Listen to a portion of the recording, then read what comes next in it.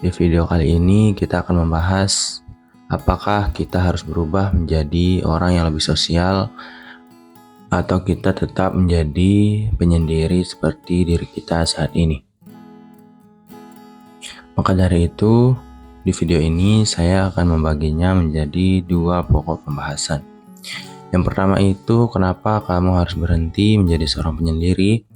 Dan yang kedua itu, kenapa kamu tidak harus berhenti menjadi seorang penyendiri? Tentu saja situasi yang ada di dalam topik-topik yang saya bahas ini mengarah kepada situasi yang kamu hadapi secara perorangan. Saya harap setelah kamu menonton video ini, kamu bisa mengerti langkah apa yang harus kamu ambil ke depannya. Apakah kamu memang harus berhenti atau kamu memang bisa lanjut menjadi seorang penyendiri? Jadi kita langsung saja ke pembahasan yang pertama. Kenapa kamu harus berhenti menjadi seorang penyendiri?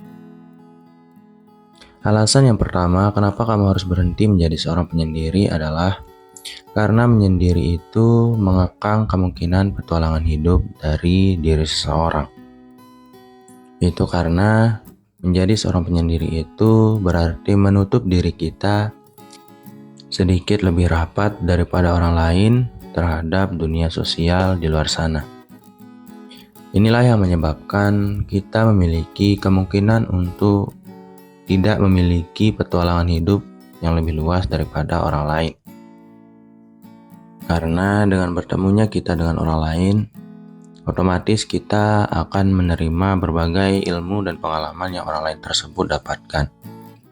Bahkan secara gamblang, orang tersebut jika cukup dekat dengan kita, pastinya akan mengajak kita ke tempat-tempat baru untuk mengetahui hal-hal baru yang belum pernah kita ketahui sebelumnya. Mereka juga kadang akan memperkenalkan kita dengan orang dengan jenis pengalaman dan pemikiran yang jauh berbeda daripada diri kita. Yang mana ini akan membuat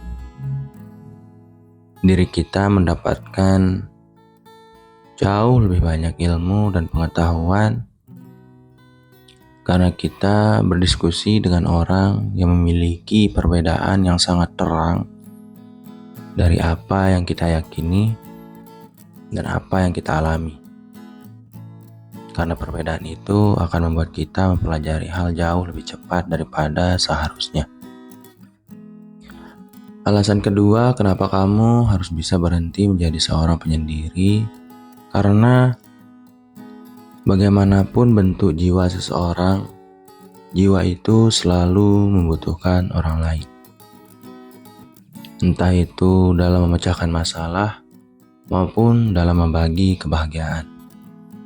Jiwa itu tidak pernah tidak membutuhkan orang lain. Walaupun kadarnya berbeda-beda dari setiap jiwa manusia, tapi menutup diri itu akan membuat jiwa itu merasa kesepian, merasa terbebani.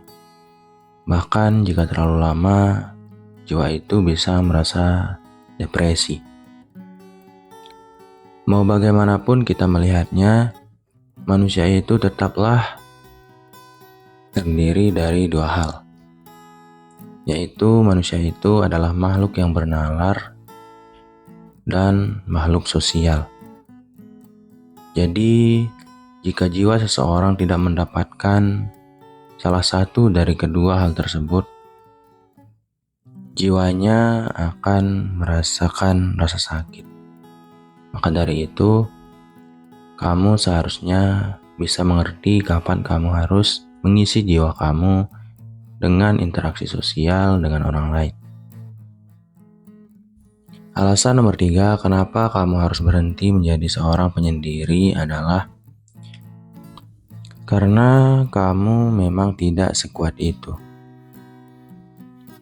Sebagaimanapun kuatnya kamu, rasa dirimu mampu untuk menghadapi semua masalah sendirian, kamu akan memiliki batasan pada akhirnya, di mana kamu itu pasti di akhir selalu membutuhkan orang lain yang paling tidak mengerti tentang dirimu atau paling sedikit mau mendengarkan apa yang kamu katakan dan masalah yang kamu alami. Karena bagaimanapun kuatnya seseorang, menjadi seorang yang suka menyendiri itu selalu memiliki batasan di mana rasa sakit itu terasa sangat kuat. Apalagi kalau masalah yang kita alami itu terasa seperti melampaui kemampuan diri kita.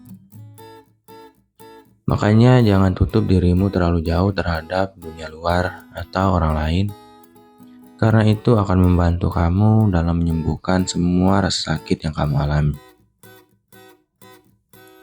Alasan yang keempat, kenapa kamu harus berhenti menjadi seorang penyendiri adalah karena saat kamu sudah terlalu sendiri, kamu akan memiliki pola pikir dan pola kepribadian yang jauh berbeda dengan orang pada umumnya. Ini akan mengakibatkan kamu akan memiliki kesulitan untuk menemukan orang-orang yang benar-benar cocok untuk menjadi pasangan kamu atau berteman dengan kamu. Karena memang kecenderungan menyendiri membuat orang memiliki jenis konsumsi yang berbeda daripada orang lain, membuat orang tersebut memiliki kesulitan untuk menemukan orang yang cocok dengan diri mereka.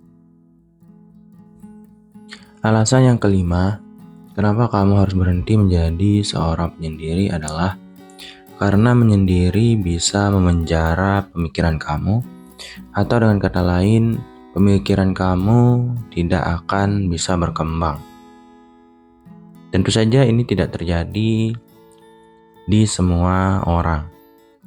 Hanya saja jika kamu merasa hal ini ada dan muncul terhadap kecenderungan menyendiri kamu, sebaiknya mulai sekarang kamu berhenti menjadi penyendiri seperti saat ini. Jadi kenapa pemikiran seseorang itu bisa tidak berkembang jika dia terlalu cenderung untuk menyendiri? Itu karena seseorang yang suka menyendiri kadang menghabiskan waktunya saat sendirian untuk melakukan hal-hal yang bersifat menghibur. Orang selalu mencari atau melakukan hal-hal yang mereka inginkan, bukan hal-hal yang mereka butuhkan.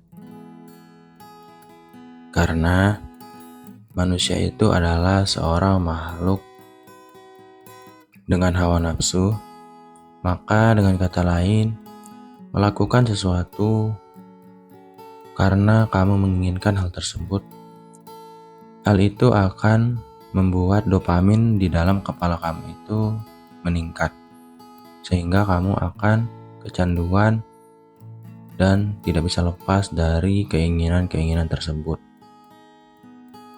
Dengan kata lain, terlalu banyak melakukan hal yang kamu inginkan akan merusak pikiran kamu.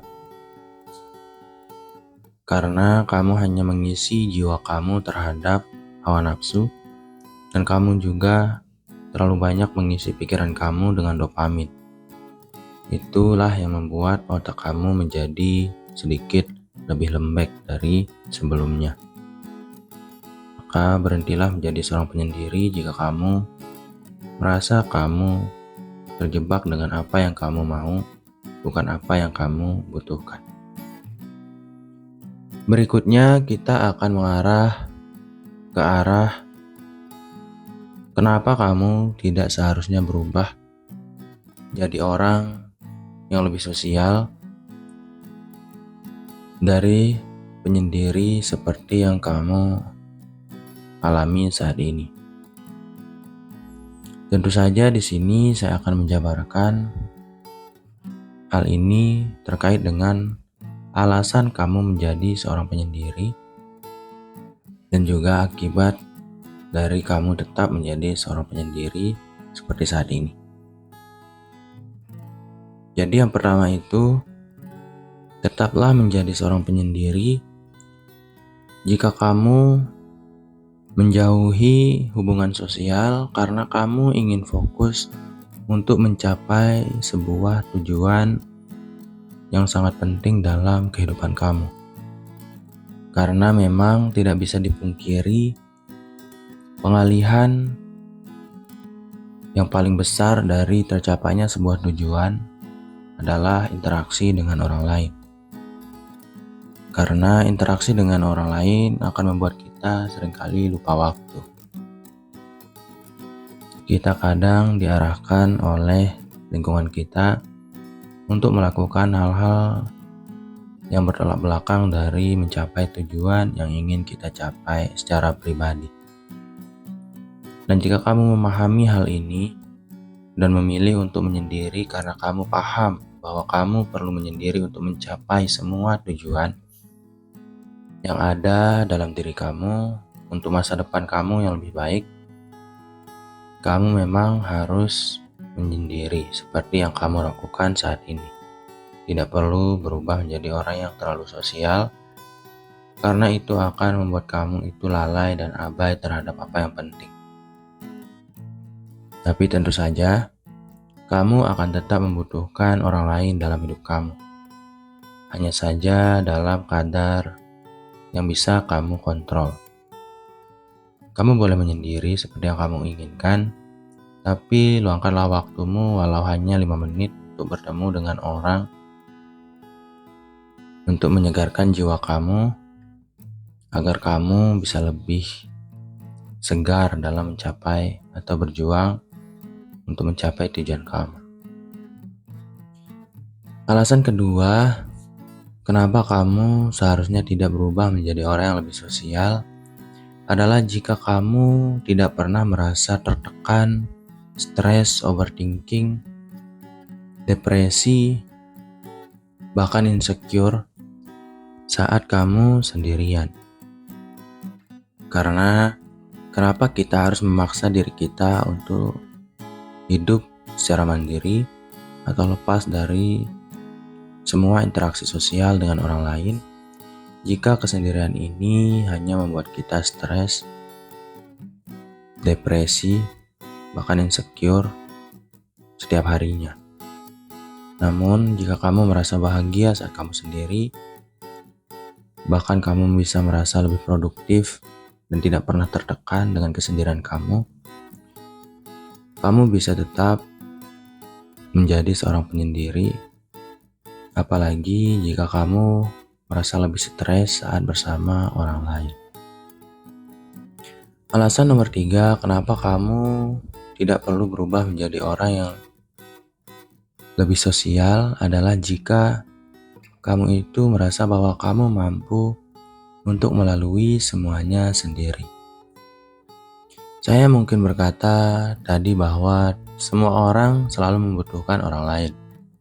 Namun ada beberapa orang yang memang dari kecilnya itu sudah dihabiskan untuk sendirian dan menikmati semua waktu dan momen itu dalam kesunyian. Dan orang seperti ini memiliki kepribadian yang cukup kuat dan mental yang sudah cukup terasah dengan kesendirian. Maka dari itu mereka bisa menjadi orang yang sangat mandiri dan menjadi mampu untuk melawan semua masalah yang dihadapi secara mandiri. Dan jika kamu adalah seorang penyendiri dalam jenis ini, kamu tidak perlu berubah menjadi siapapun lagi, karena kamu memang sudah menjadi orang yang kuat. Dan saya mengatakan hal ini tentu saja selama perjalanan kehidupan kamu sudah memiliki beberapa sahabat walaupun tidak banyak, beberapa teman yang sedikit mengerti tentang apa yang kamu pikirkan dan apa yang kamu lalui. Itu sudah cukup. Maka kalau suatu saat kamu merasa masalah kamu begitu berat, kamu tidak perlu menjadi orang yang begitu sosial. Hanya ingatlah mereka dan berbicara adalah dengan mereka, walaupun bukan tentang masalah kamu, tapi berbicara selalu meringankan beban mental seseorang.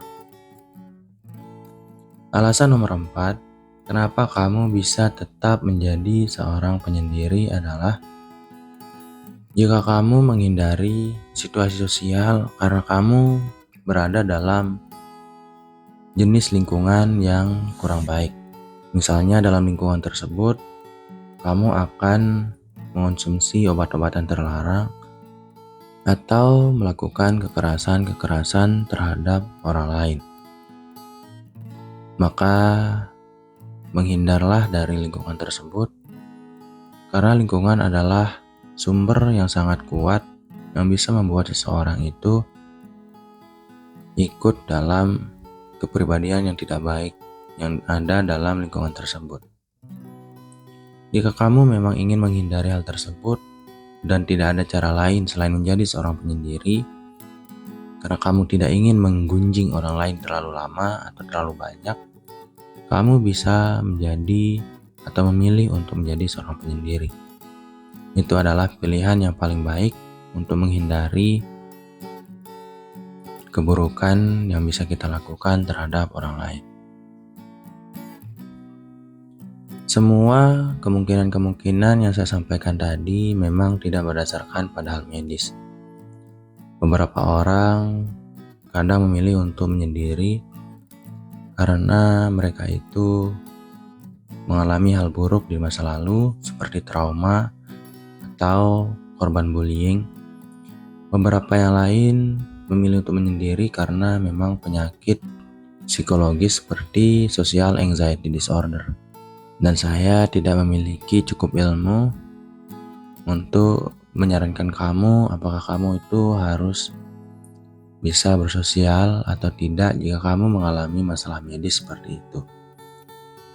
Dan satu-satunya cara untuk bisa mengetahui tindakan yang tepat untuk bisa diambil dalam situasi-situasi medis seperti yang saya sampaikan tadi adalah dengan berkonsultasi dengan orang yang paham dan tepat, seperti psikolog ataupun seorang guru.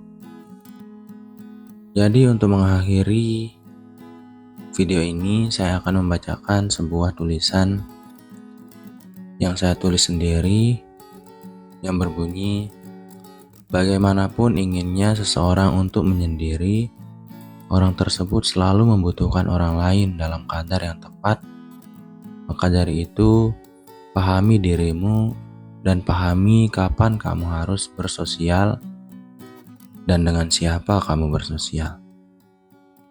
Sekian dari program diri. Wassalam.